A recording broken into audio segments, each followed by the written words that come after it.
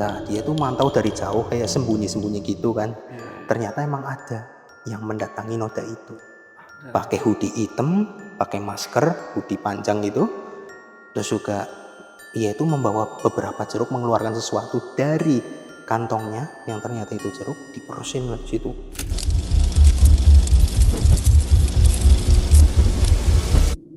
Dia menghampiri, dia bilang, "Pak, saya mau beli," gitu, dengan suara yang berat gitu. "Saya mau beli, Pak." Mau beli apa, Pak, gitu kan. "Saya mau beli perban, obat merah, sama plester." "Buat apa, Pak?" gitu kan. "Saya ambilkan bentar, jangan masuk dulu, Pak." "Buat nempel." Dia buka helmnya, pakai klik-klikannya dibuka, buat nempel luka saya. Jadi di sini udah ada kayak darah, tiba-tiba dari darah yang menetes ini, kulitnya ini malah melupas, tengkoraknya kelihatan.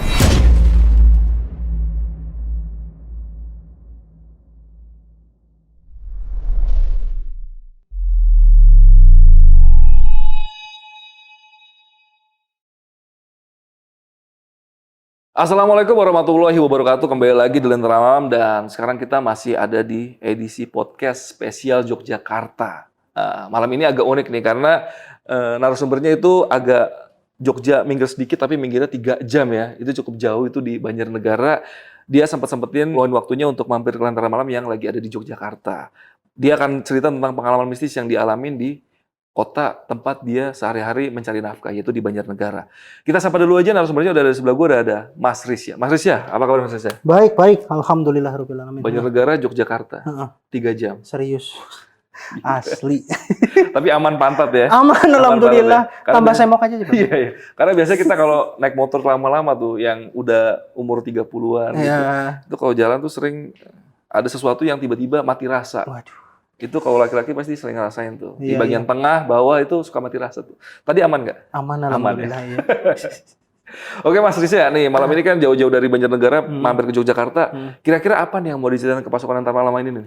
Jadi pasukan Lentera Malam, saya bakal berbagi cerita di channel YouTube favorit kalian soal sebuah kisah kelam di jalanan yang sering saya lewati untuk menarik tabungan, karena itu job desk saya, yang mana ceritanya ini datang dari warga sekitar Oke. yang juga nasabah saya sendiri. Oke, iya, iya. Itu di jalanan itu emang sering terjadi apa tuh Mas? Sebuah insiden yang memakan korban. Iya, iya, iya. Dan tadi gue juga sempat ngobrol sama Mas Risya, itu ada sesuatu yang kelam lah, yang terjadi menyebabkan kenapa jalanan tersebut sering memakan korban ya. Dan itu keluar dari mulut langsung warga sekitar. Bahkan itu Pak RT-nya ya. Iya. Karena cukup dekat sama Mas Risya, karena Mas Risya itu, kita kasih tahu aja mungkin ya, Iya, iya, itu iya. Mas Risya itu kerja di salah satu bank, bank kredit ya, yang ada di daerah tersebut, dan seringlah berkomunikasi sama Pak RT tersebut, yang kebetulan punya warung di dekat jalan raya tersebut ya. Oke, dan ini kejadiannya di daerah mana Mas? Di Banjarnegara. Banjarnegara ya. Iya. Itu Mas Risya emang tinggal situ di mana tuh? Saya ngekos di situ. Ngekos. Iya, aslinya Aslinya? saya Purwokerto. Purwokerto. Oke, oke. Jadi tinggal di Purwokerto, nyari nafkah di Banjarnegara. Banjarnegara. Dan ketemu hal seperti ini ya. Waduh. Udah, buat kalian yang penasaran sama cerita lengkap dari Mas Risya, simak terus podcastnya sampai habis. Tapi sebelum itu gue mau infoin dulu nih, buat kalian yang pengen jadi narasumber seperti Mas Risya yang ada di sebelah, kalian bisa langsung aja DM ke Instagram Lentera Malam, itu ada di lenteramalam.id. Nanti bakal diarahin sama Rara atau adminnya Lentera Malam. Oke Mas Risya, udah siap nih buat cerita malam ini nih? Siap. Oke, gak usah lama-lama lagi, sebelum dengar ceritanya, kalian tonton dulu intronya.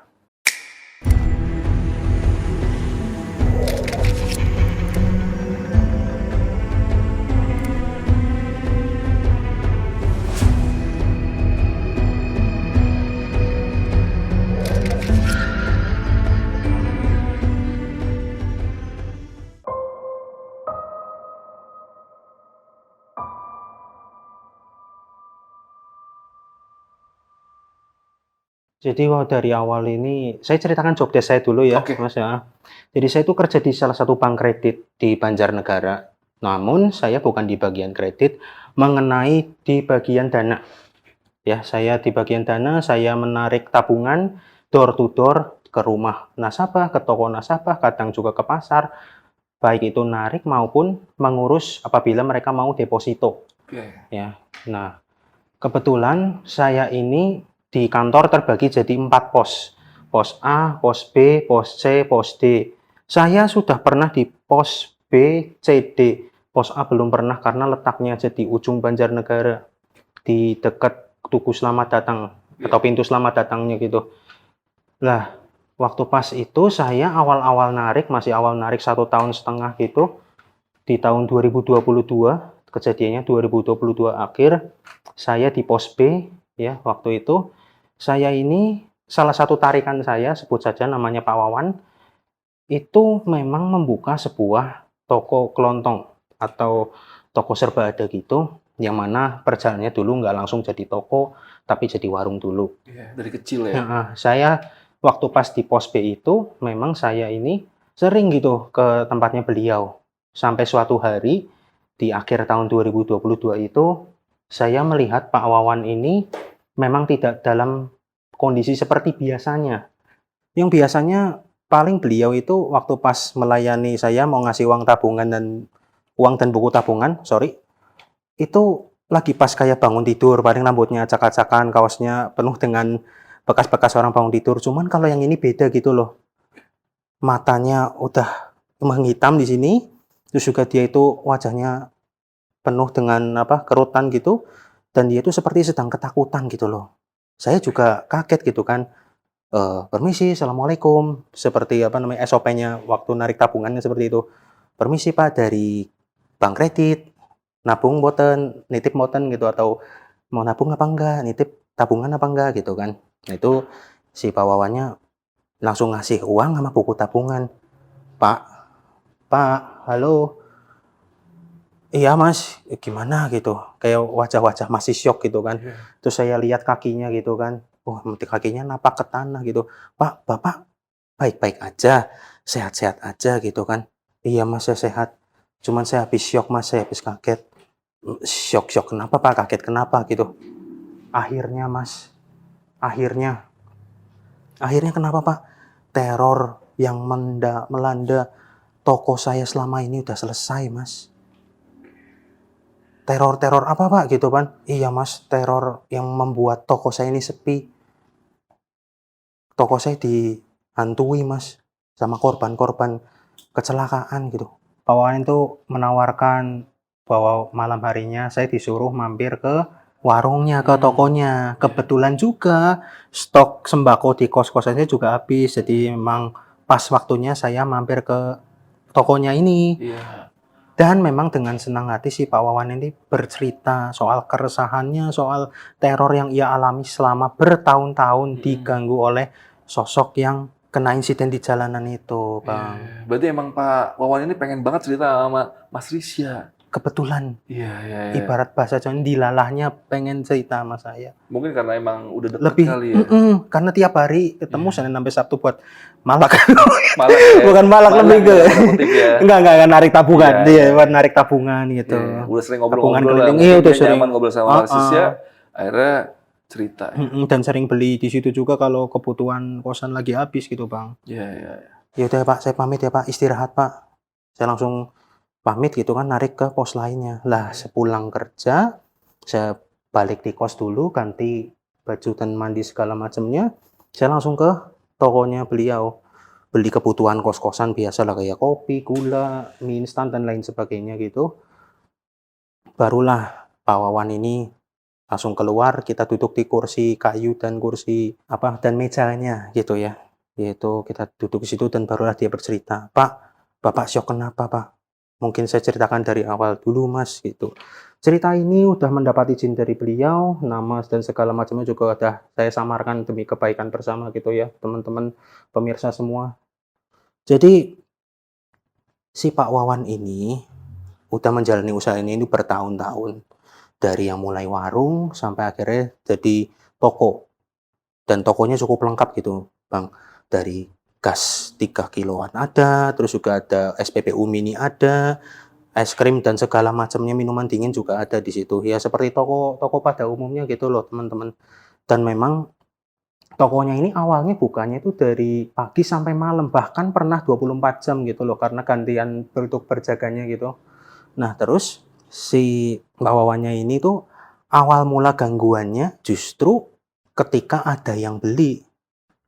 Yang beli ini sosok perempuan, pakai jaket, pakai celana yang udah agak sobek karena bukan sobek model zaman sekarang, tapi lebih ke sobek karena habis kena aspal gitu loh. Karena habis nabrak sesuatu. Jalannya diseret, lah terus dia tuh jalan dari timur ke barat menuju ke tokonya Pak Wawan, terus dia bilang, "Beli." Aduh, beli. Mbak, mau beli apa mbak? Saya beli kain kasa, plester sama obat merah gitu. Oh iya mbak, tunggu sebentar mbak. Mbak duduk dulu aja di sini di kursi yang saya dudukin. Waktu itu, ia masuk ke dalam. Pas sudah ngambil yang dibutuhkan si pembeli, dia keluar. Ini mbak kain kak. Kemana orang yang tadi? Udah nggak ada. Udah nggak ada. Cuman ada bercak darahnya doang di kursi. Nah, yang saya mau jelasin juga, si denah dari toko ruko-rukonya ini, jadi rumahnya beliau si Pak Wawan ini memang memanjang ke belakang, ada rolling door-nya, terus ada bagian buat melindungi kayak pagar besi keliling, tapi setengah persegi panjang ya, buat melindungi si SPBU mininya ini ya. Terus di sampingnya toko dan rolling door ini ada gerbang, yang mana ini adalah pintu masuk untuk ke belakang sama belakang rumahnya si Pak Wawan. Di sampingnya itu juga buat pintu masuk atau parkir karyawan ruko-ruko. Ya. Cuman sebelum parkir ke ruko ini, itu harus melewati belakang dari ruko yang kosong 2 lantai. Yang mana tulisan dijual hubunginya itu udah koyak. Dan di seberangnya ini ada kalinya, aliran sungainya, ya itu denahnya.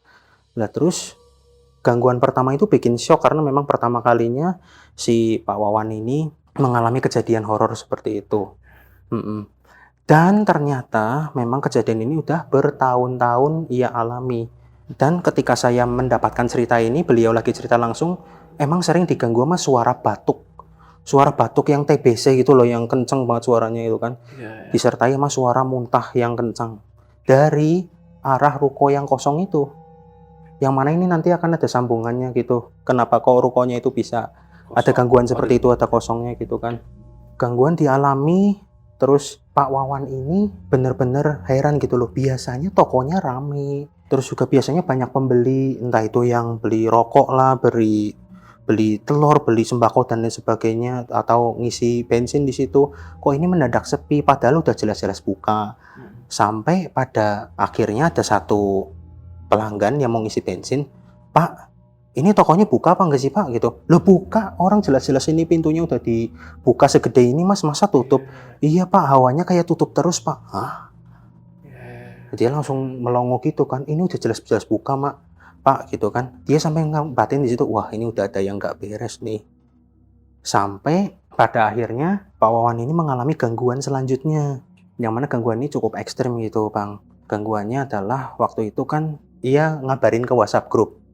Jadi selain Pak Wawan ini itu membuka usaha, dia juga ketua RT setempat. Iya, dan setiap giliran rondanya beliau sama grup-grupnya itu, dia tuh punya grup sendiri buat ngabarin, "Teman-teman, ini rondanya dari pos kita pindah ke toko aku ya, nongkrong di depan gitu. Nanti habis keliling kita ngopi-ngopi, kita ngobrol-ngobrol sama ngitung uang cimpitannya di situ." Ya, lah baru juga ngabarin itu sekitar jam 11 sampai jam 12 malam gitu Bang. Itu ada motor. Ada orang nuntun motor pakai helm full face gitu, jaketnya jaket kulit udah koyak-koyak, tapi motornya yang dituntun ini motor bekas tabrakan Bang. Dituntun, dikiranya kan bocor apa gimana ya, ternyata emang motornya kok ada yang aneh. Dia tuh di depan sambil nge-WA itu di depan toko, yang liatin, "Loh ini motor kenapa?" gitu ya. Akhirnya dia bilang ke si pemotor ini, "Pak, motornya bocor." Diem aja gitu kan. Si arah motor yang didorong ini ternyata belok ke tokonya. Diparkir gitu kan, di standar. Cuman standarnya ini karena memang geter gitu ya, goyang, nggak kokoh standarnya, jatuhlah motornya, jedeng. Nah terus si orang yang masih pakai helm full face ini perlahan menghampiri gitu kan, dengan kondisi yang kayak habis jatuh gitu loh, kayak habis insiden gitu. Dia menghampiri, dia bilang, "Pak, saya mau beli," gitu, dengan suara yang berat gitu. "Saya mau beli Pak." mau beli apa Pak gitu kan.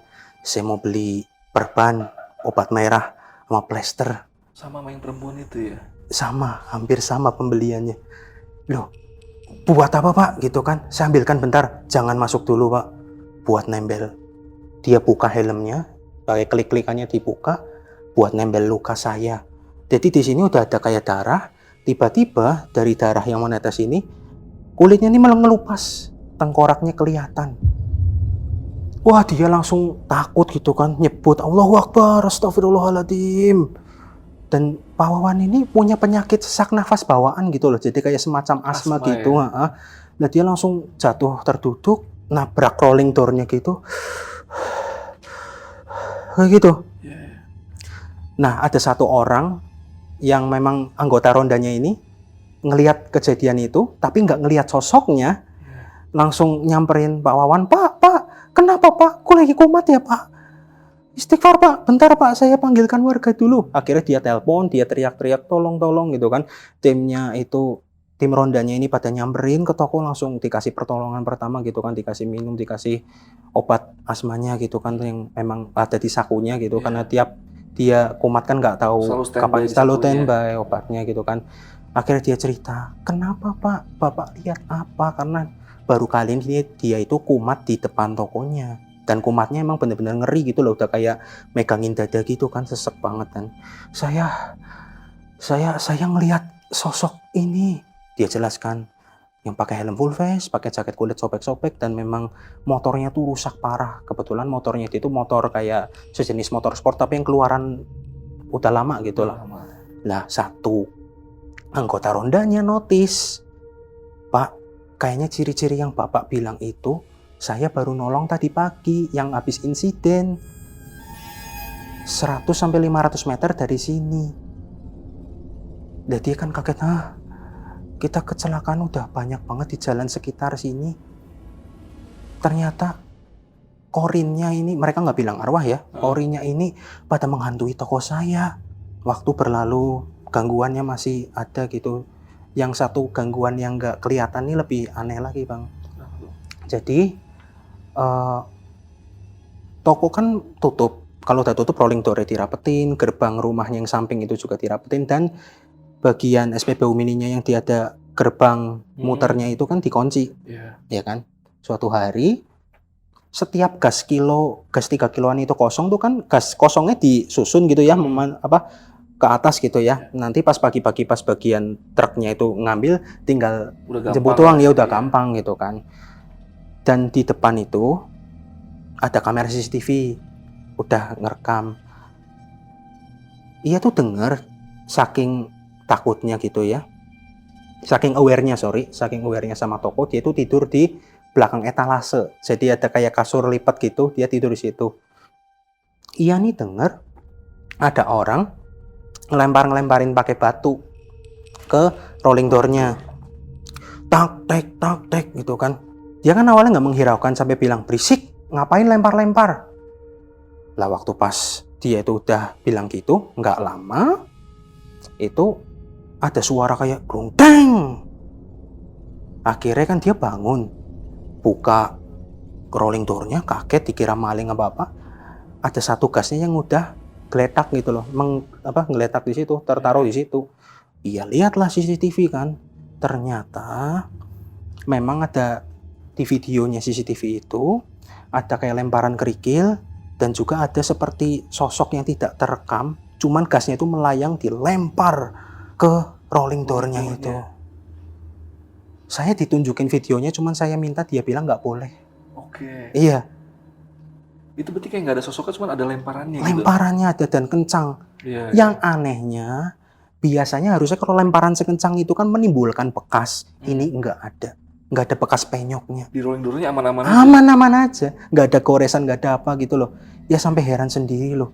Sampai akhirnya dia tuh udah kayak sedikit hopeless, dan dia bilang, tolong jangan ganggu saya mau usaha. Saya nggak punya salah apa-apa sama kalian. Saya mau usaha bener-bener, saya nggak ganggu kalian gitu. Sampai di suatu pagi, ini yang saya lupa saya jelaskan gini Bang. Jadi keluarganya Pak Wawan ini, istrinya memang jadi TKW di Uni Emirat Arab. Anaknya 2 itu kuliah di luar kota, ya. Jadi dia tuh bertiga sama ART-nya.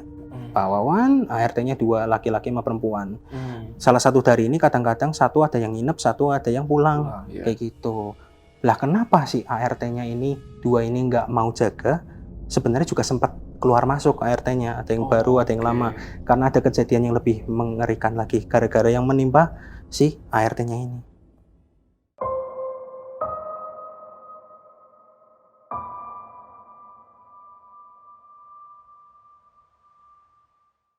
Kita langsung lanjutkan ceritanya sebelum di itu ya. Kita ceritakan lagi. Jadi suatu pagi Pak Wawan ini lagi nyapu jalan. Ia itu nggak jauh dari tokonya. Ia tuh namanya juga noda insiden ya teman-teman. Pastikan dipilokin yang menandakan bahwa TKP itu gitu iya ya? buat TKP. Ada pilok yang kecil, logo kecil, bukan logo, tanda kecil, ada yang tanda besar. Tanda besar tuh biasanya adalah tempat Jenazahnya. iya si korbannya itu tergeletak di situ. Nah, yang tanda kecil itu biasanya memang tanda yang terpentalnya.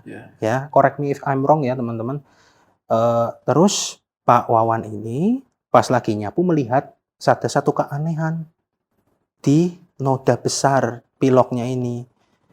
Karena ia melihat biji jeruk dan kulit jeruk. Sampai akhirnya dia tuh menyadari bahwa wah, bersihin nodanya ada yang nggak beres ini. Karena setelah saya tanya, saya kan nggak ngerti maksudnya apa ya. Ia bilang, apabila memang terjadi sebuah insiden yang memang menimbulkan noda merah atau noda darah di situ, itu dibersihkannya harus pelan-pelan dan nggak boleh pakai unsur buah apapun gitu loh. Misalnya nggak boleh kayak dibersihin jeruk, dibuang jeruknya itu nggak boleh. Harus disiram air dulu, disapu pelan-pelan gitu pakai sapu lidi. Habis itu kalau misalnya nodanya parah atau noda darahnya itu banyak, itu harus ditaburin sama tanah. Baru dipilok. Buat tanda aja biar hati-hati. Kalau memang malam sebelumnya itu memang ada insiden di situ buat pemberitahuan dari polisi juga gitu kan. Dia langsung mikir, wah ini kurang ajar. Masa ya ada yang nggak suka toko saya rame? Siapa ya?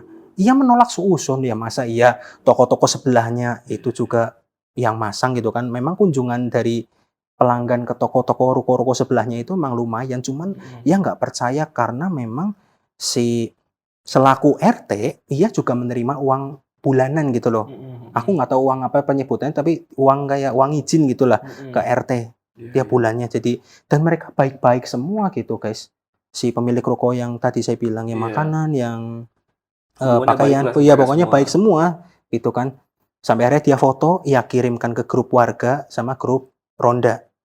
Teman-teman sekalian, ini ada satu kejadian yang nggak mengenakan. Sepertinya yang membersihkan noda kesalahan ini tidak membersihkannya dengan baik karena saya menemukan ini.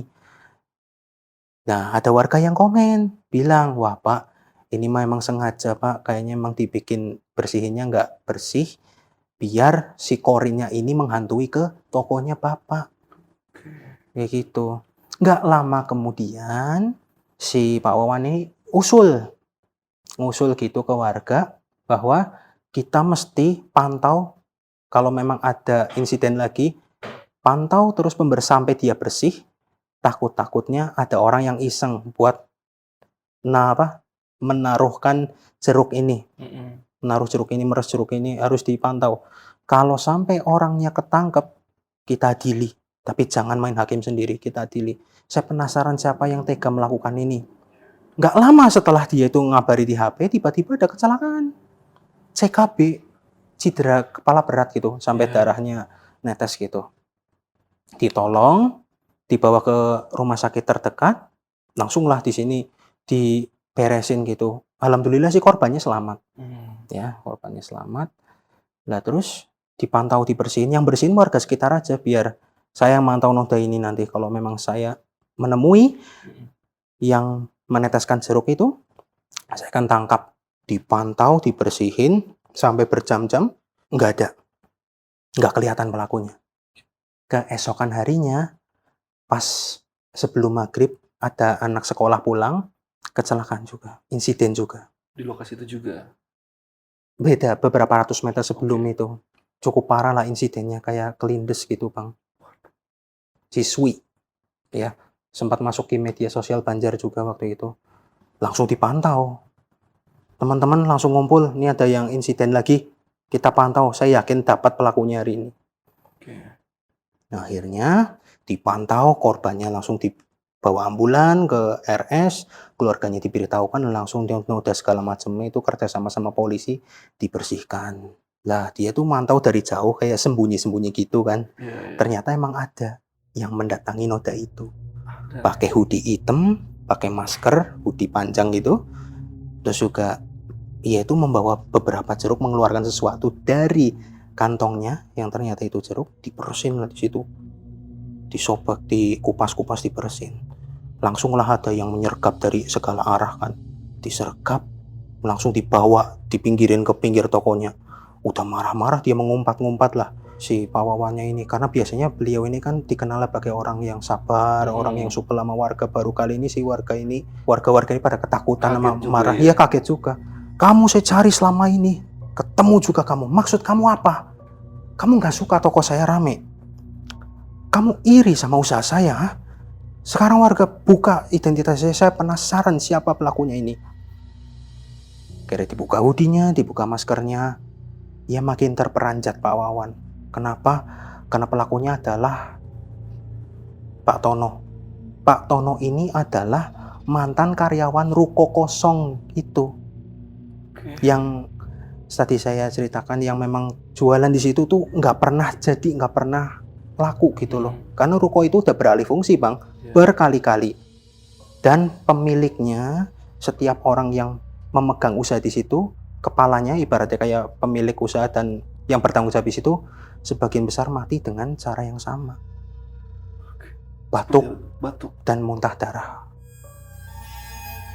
Nah, terus Pak Tono ini langsung diinterogasi. Kamu sudah lama saya cari-cari, akhirnya ketemu juga kamu. Mau kamu apa? Langsung kan dia nggak tahu urusannya Pak Wawan sama Pak Tono ini banyak. Yang tahu cuma beberapa doang. Kenapa? Karena beliau si Pak Tono ini buronan. Buronan yang mana kasusnya itu pernah melarikan uang dari pemilik pertama di buka usaha di ruko itu. Yang ruko kosong itu.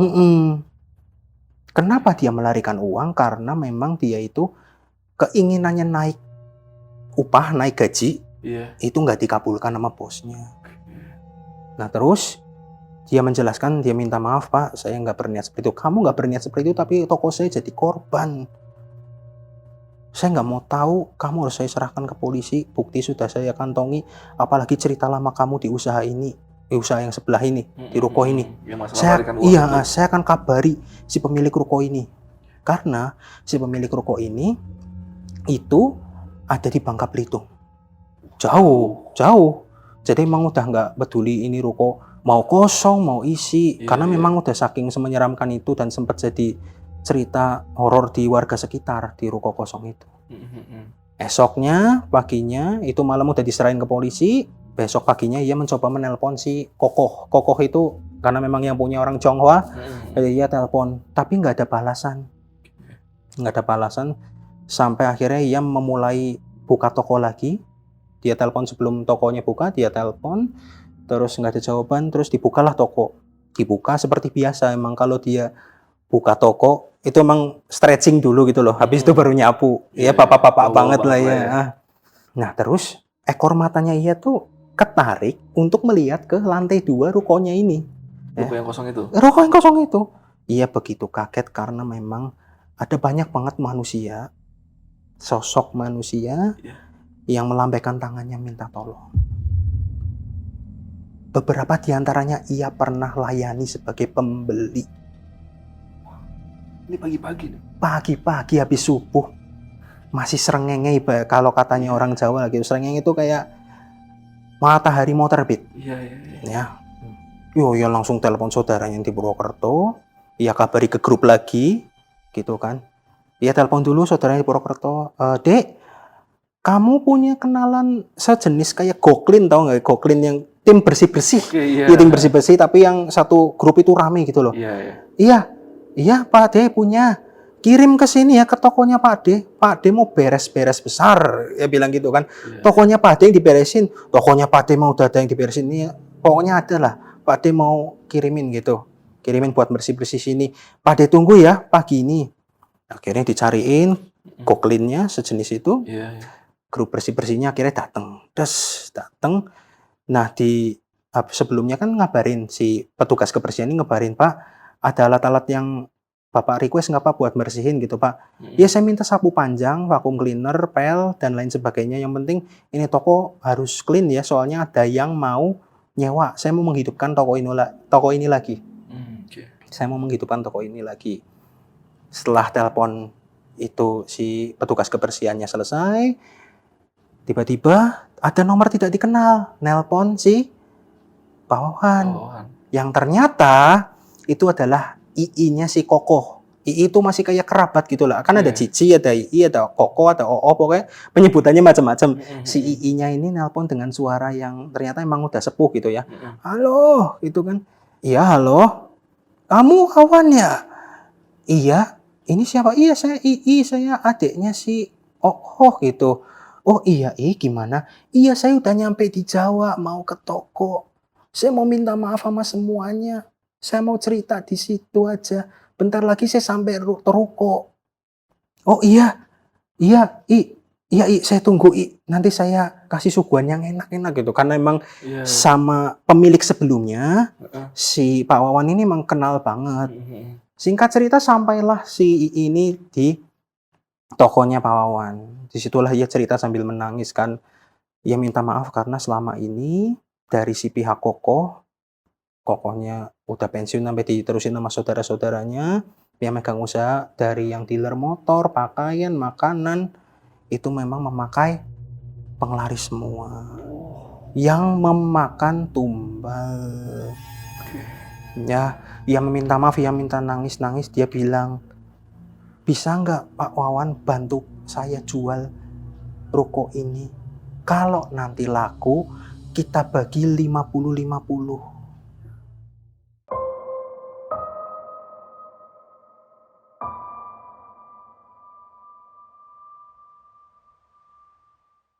Tawaran yang cukup menggiurkan, akhirnya baik sih saya bantu sebisa saya ya soalnya ini juga saya bersihkan dulu. Oh iya, ya sudah, saya meminta maaf sekali lagi.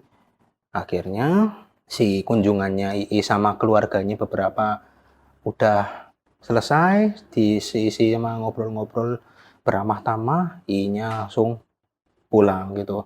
Nanti kalau misalnya terjual baru dibagi 50-50. Nggak lama setelah itu si tim bersih-bersih ini datang. Sekitar 6 orang dibantu sama warga yang memang menyempatkan untuk bersih-bersih.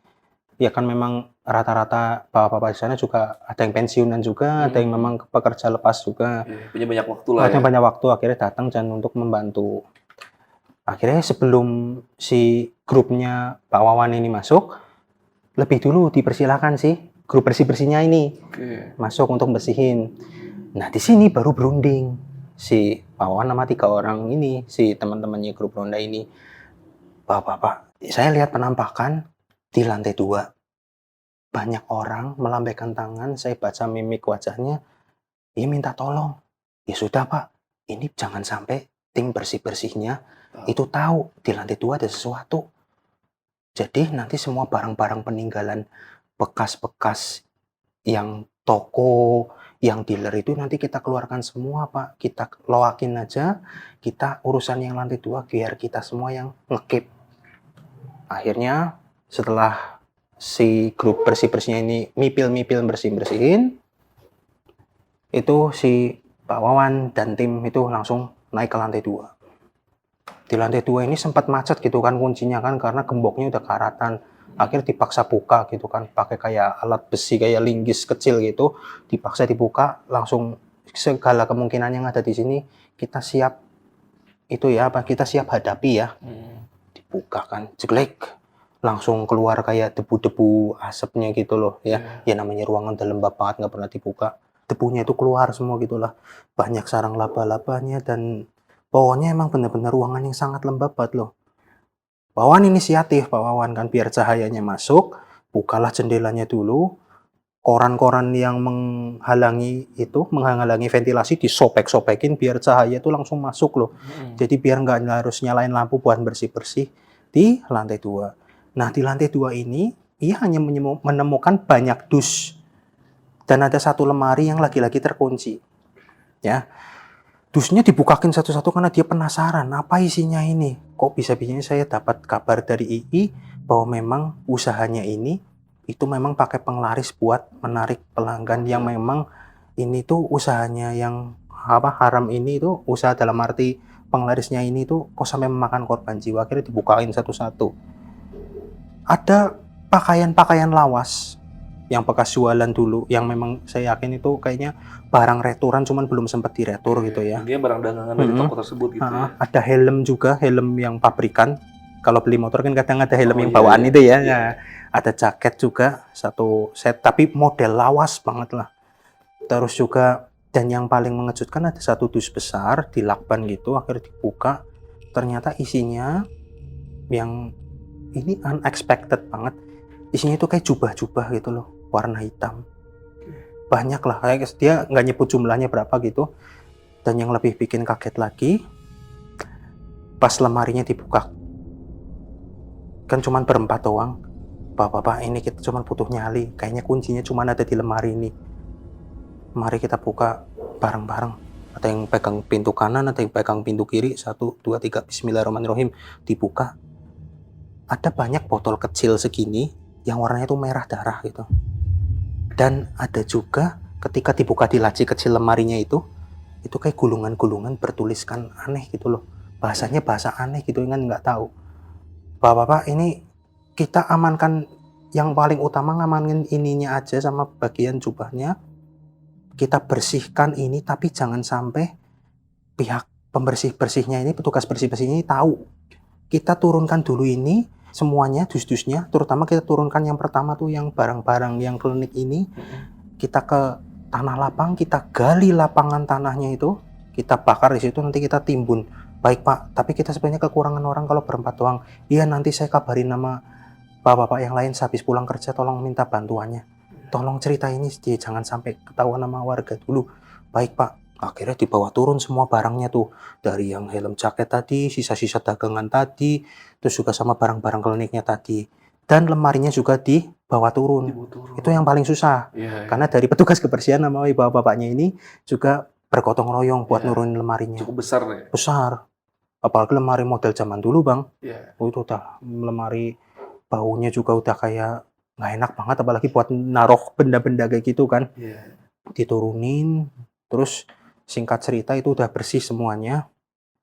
Nggak lama, emang rezekinya si Pak Wawan ini ya. Langsung ada telepon dari orang luar kota, penasaran gitu kan. Ini saya dapat info dari online, katanya rokoknya masih dijual nggak, masih tersedia nggak? Kok fotonya lama banget, ini baru saya bersihkan. Silahkan mau ngelepas harga berapa gitu. Saya kurang tahu harganya berapa, yang jelas harganya lumayan lah. Harganya lumayan, udah laku, dan itu udah dibagi rata. Akhirnya laku lah ya itu rokok. Akhirnya laku itu rokok. Meskipun pas proses bersih-bersihnya si rokok ini sempat menarik perhatian lah. Karena emang ngeluarin barang-barangnya gede-gede banget, banyak. Ini kayak habis ngapain nih kan itu kan. Apalagi pas yang bakar di lapangannya itu kan asapnya banyak banget. Mana aromanya tuh benar-benar aroma yang aneh gitu loh. Banyak barang-barang aneh-aneh soalnya kebakar ya. Dimusnahkan gitu terus ditimbun pakai tanah gitu kan. Jadinya menarik perhatian warga gitu. Yang bikin beliau sampai kaget ini apa? Di cerita saya yang di awal tadi teman-teman. Jadi nggak lama setelah itu, besok paginya itu sebelum subuh, setengah jam sebelum subuh itu, lagi-lagi tokonya Pak Wawan ini ada yang ngelemparin kerikil, ada yang ngetuk-ngetuk, pedak, duk, duk, pedak gitu loh, dan banyak banget.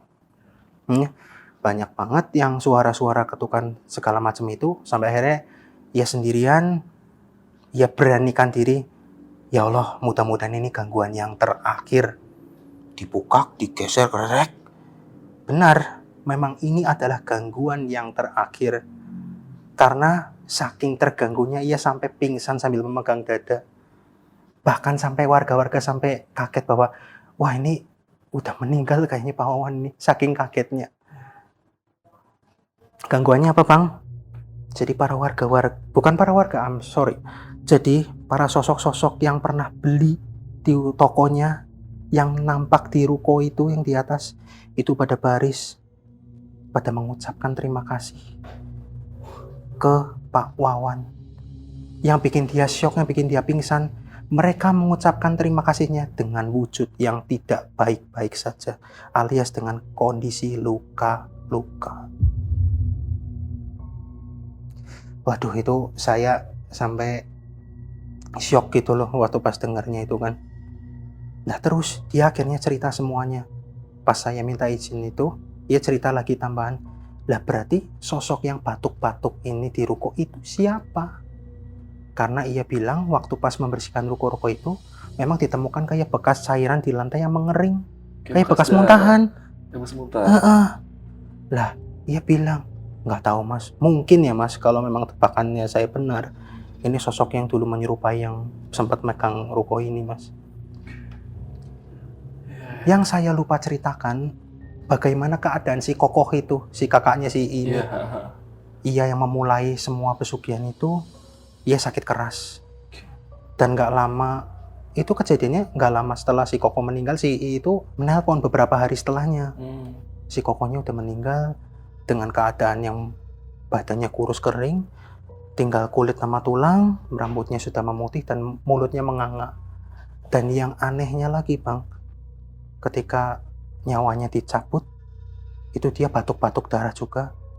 Dan yang lebih mengejutkannya lagi, ia memuntahkan tidak cuma darah, tapi gulungan kecil yang diikat sama benang. Jadi kertasnya itu udah merah Bang, kata si II-nya. Iya. Pas dibuka, itu cuman, sama juga dia juga nggak tahu ini tulisan apa. Ini isinya apa, ini maksudnya apa. Nah, terus kembali ke tadi, yang sosok yang pamitan itu tadi, Pak Wawan langsung shock. Kumat lagi, langsung pingsan. Ditolong sama warga yang mau ke masjid buat sholat subuh. Pak Wawan, jadi rame. Bapak kenapa Pak? Bapak kenapa? Nah, ternyata anaknya Pak Wawan yang satu ini itu mau kasih kejutan pulang subuh-subuh ke orang tua. Yang di luar kota Di luar kota itu, yang kuliah itu. Iya. Dia kaget, warungnya udah rame dikerubungin gitu, dikirain ada orang beli apa, ternyata bapaknya pingsan. Pak, Bapak kenapa Pak? Gitu kan. Akhirnya pas Pak Wawannya udah sadar, dia ditidurkan di kasur gitu. Pak, Bapak sakit apa? Bapak kumat ya Pak? Enggak nak, Bapak udah seneng. Terornya udah selesai gitu. Teror apa Pak? Akhirnya setelah ia sadar, waktu itu kan, waktu pas ngelayani saya kan juga masih syok gitu kan, matanya masih hitam gitu. Iya juga cerita di situ juga saya ditemenin sama anaknya juga.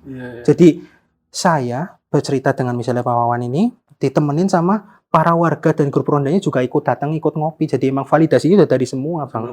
Sambil ngobrol-ngobrol. Iya Mas itu. Iya Mas itu benar Mas ini dan benar.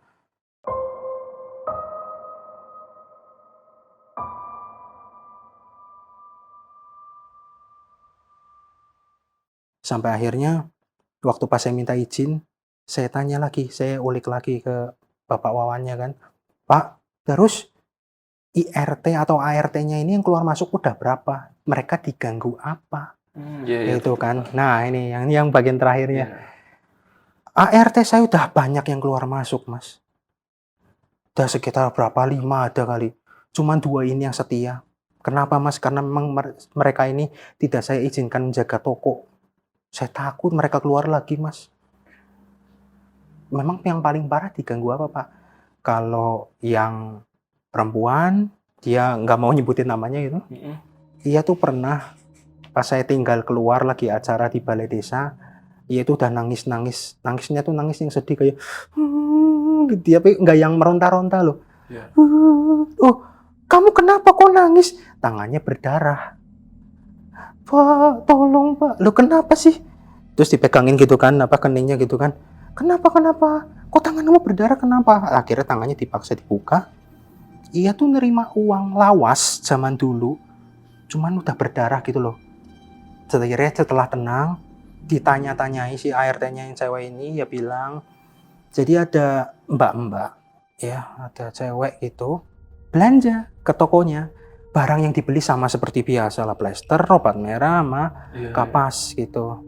Cuman dia sambil megangin sini.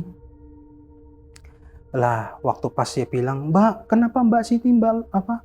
Lukanya kenapa sini saya tambal?" Lah, pas mau ditambal, akhir itu kan dia nambal gitu ya. Nambal si lukanya. Dia nambal nempel.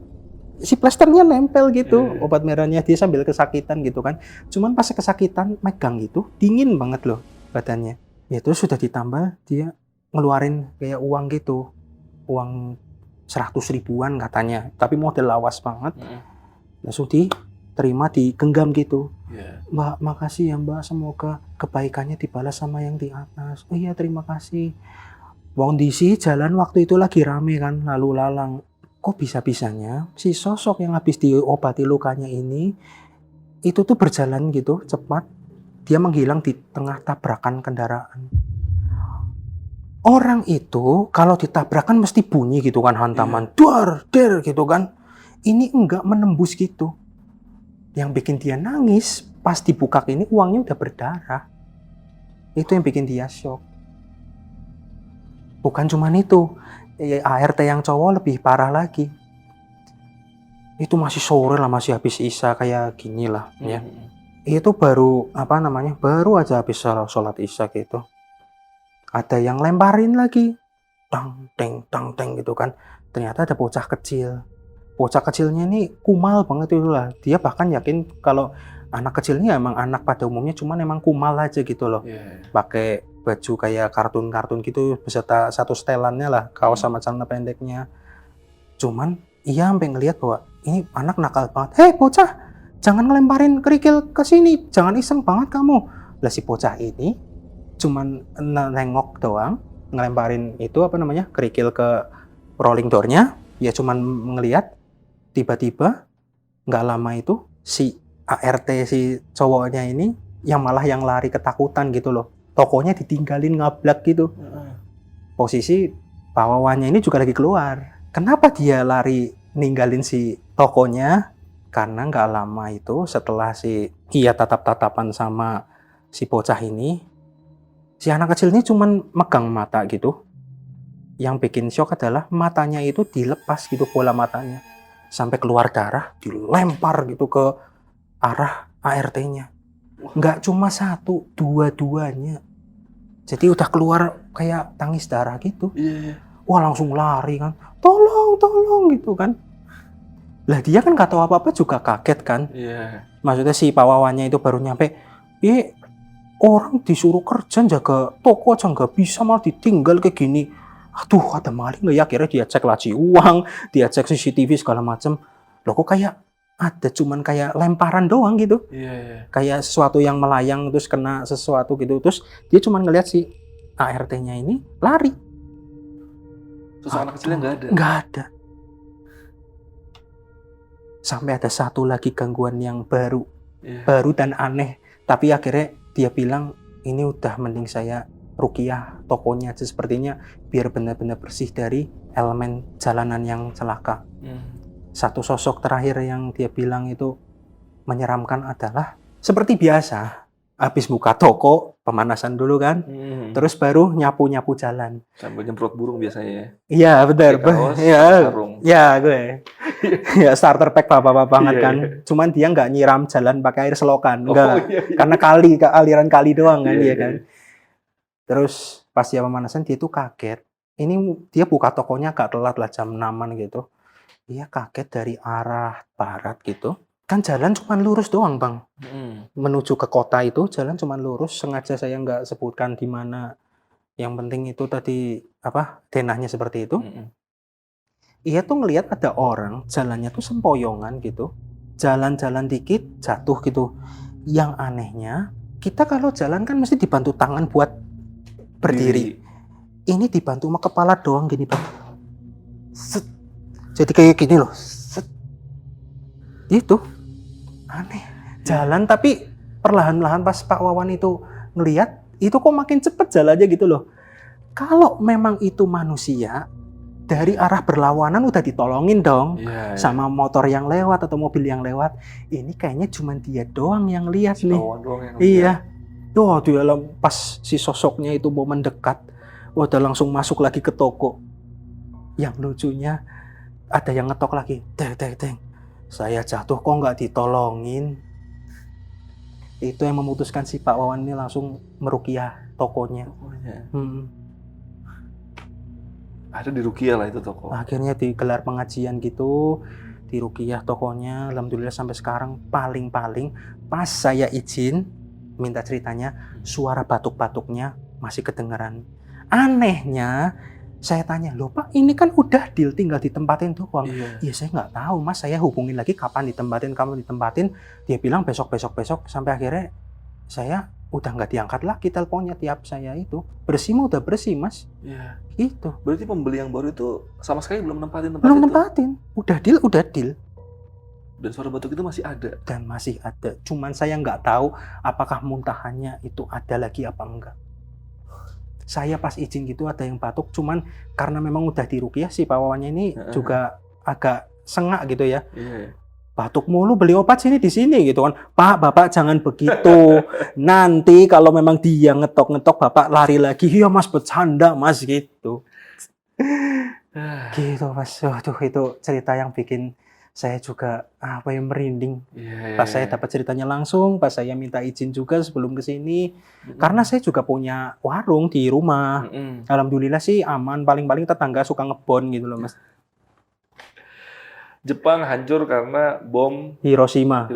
Warung hancur karena bom. Betul.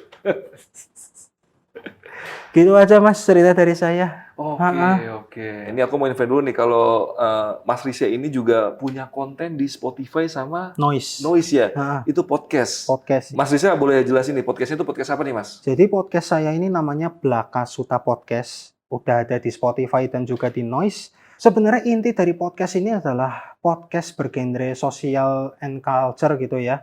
Yang mana sekarang saya rubah genrenya menjadi podcast yang mengomentari keviralan yang terjadi di Indonesia gitu khususnya.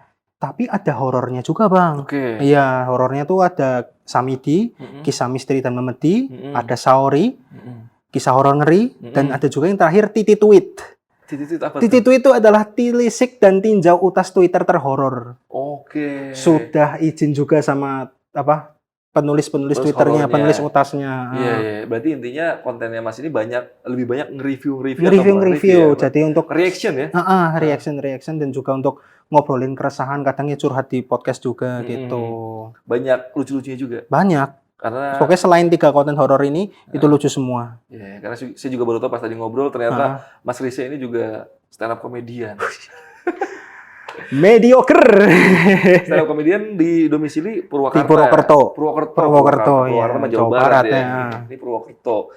Dan mungkin teman-teman yang pengen komedian bisa mampir ke podcastnya Mas Risya. Jangan lupa buat di follow dan di subscribe ya. Jangan lupa dikasih bintang 5-nya juga di Spotify. Karena udah berapa episode Mas? 284 per episode sekarang. Yang paling rame yang mana Mas? Ya tetap horor. Horor ya tetap rame ya.